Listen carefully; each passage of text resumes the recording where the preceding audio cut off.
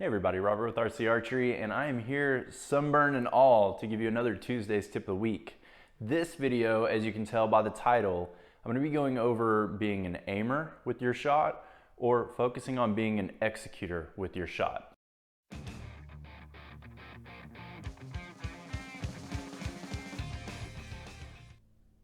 All right, so to start things off, let's talk about my definitions of what an aimer is and what an executor is, because that's going to help you understand what I'm talking about and what I mean throughout the video, help you identify maybe which one you are, and then possibly by the end of this video, which one you may want to continue to be or change to be. So for me, in my definition of what I'm going to be talking about today, an aimer is somebody that's primary focus is on aiming on the target, secondary focus is on shot execution, and then an executor, primary focus is executing their shot, and their secondary focus is aiming on target. Now, don't get this confused with staring a hole through the target and working through your release and trying to have primary focus on staring that hole in the target while you work through the release. To me, that is still someone that is an executor. Your primary focus, yes, is to aim and stare down the spot where you're wanting the arrow to hit, but you're proactively working through a release or working through your shot to make your shot fire. That's an executor for what I'm doing with on this video. All right, so starting out, let's talk about being an aimer. I want to give you an idea of what that looks like, some pluses to have with that style, and then some minuses to have for that style. So what to look out for if you are an aimer or if you want to try out that style of shot.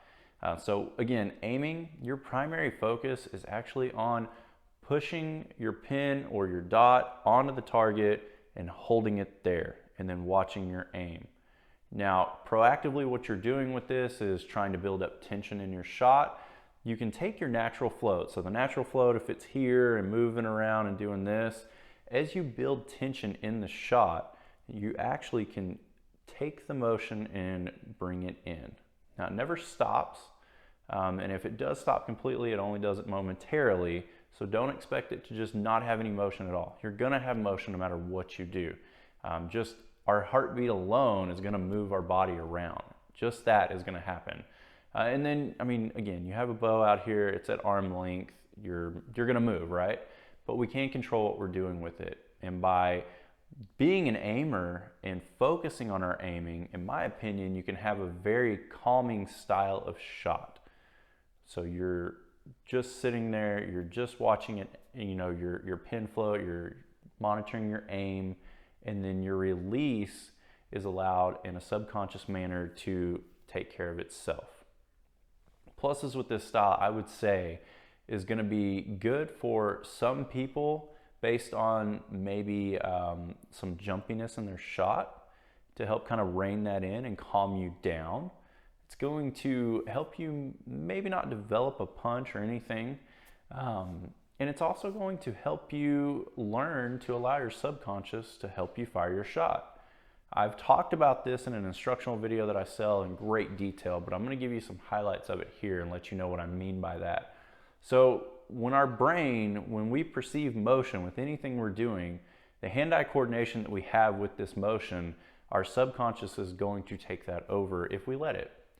So as we're shooting and as we're floating, our brain is perceiving the patterns and what's going on our target and what we're seeing.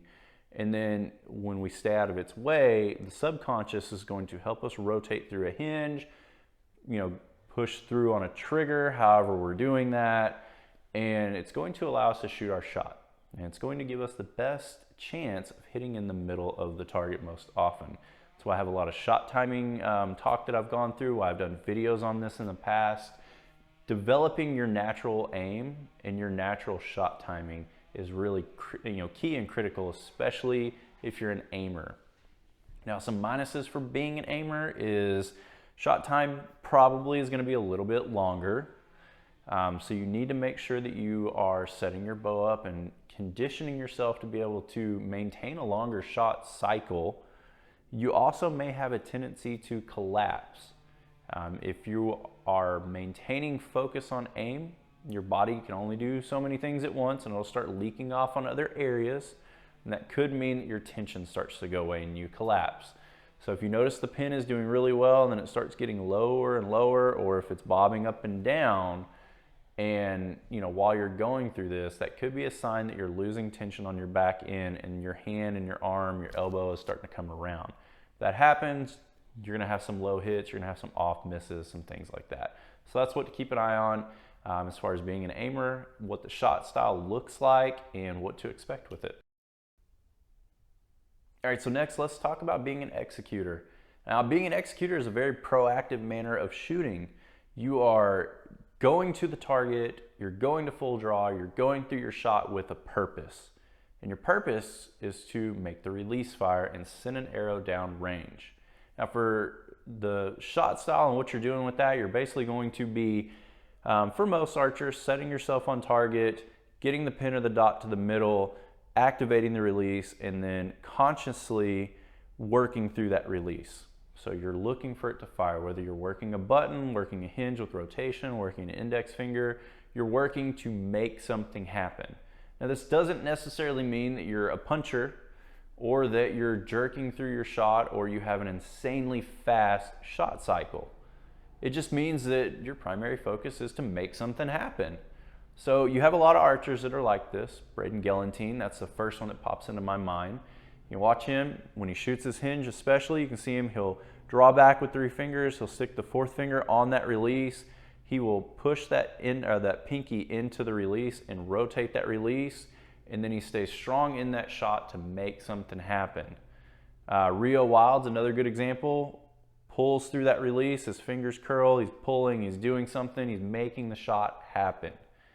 Now, when you do this, there's some things to look out for. One, you could develop target panic. So you have to make sure that you're not being too quick and too aggressive with this style shot, because you are actively making a release work, and that can hurt in the long run, especially for certain people.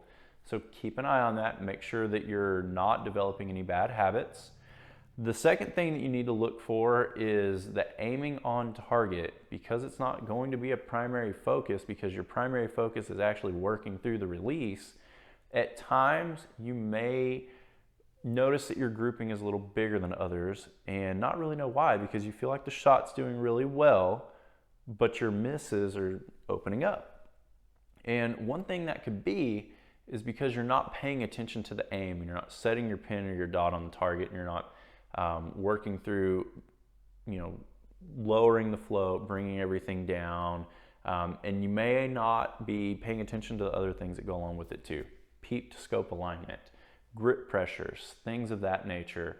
Another thing that I've seen with some archers that I work with is if they're pulling through a hinge release and rotating it or squeezing on a thumb button, their bow hand will start to do the same thing. So you'll see their fingers move or their thumb move, and you'll get some shakiness on the target back and forth. You'll get some left and right misses because you're torquing the bow, things like that to look out for.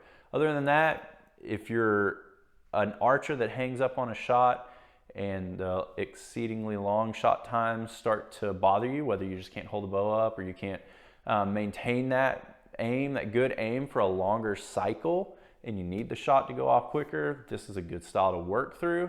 Just keep in mind to always pay attention to the finer points and try not to develop any kind of anxiety or target panic or anything like that going on. All right, so when it comes to shooting, what style am I? Well, I have found through trial and error and what I've done with my shot that I have to be an aimer.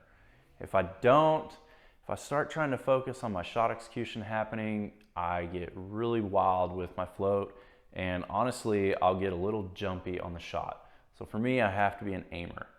Now, recently I've come across this and reminded myself of this, and that's actually what motivated me to do this video while it was fresh in my mind. I used a thumb release in an archery abroad online tournament, and previously I'd used my hinge.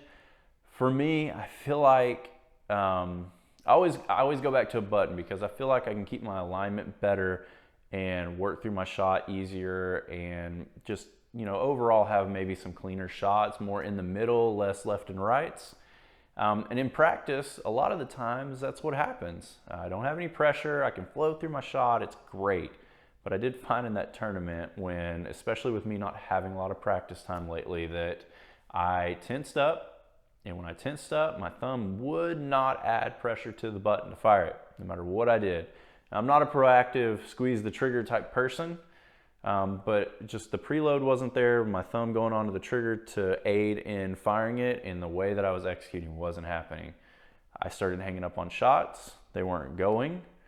And all of a sudden, I needed the arrows to go. I needed to score. I needed to be there. I was on, film. I was doing this. So I started becoming an executor and executing my shots. And when I did that, I lost track of my aim. I lost track of my shot timing, and everything just went downhill. I have tested back and forth through hinge and thumb button and working with it through a lot of practice rounds, really wanting to try to make the thumb release work, but my scores dictate that my hinge works. Even when I figured out that I was executing versus aiming, no matter which release I was using, the hinge was just working. Maybe it's years of using it that works, maybe it's not, but that's what I found. The way that I set up my shot and what I do on target is I draw the bow back, again, with exhaling a breath.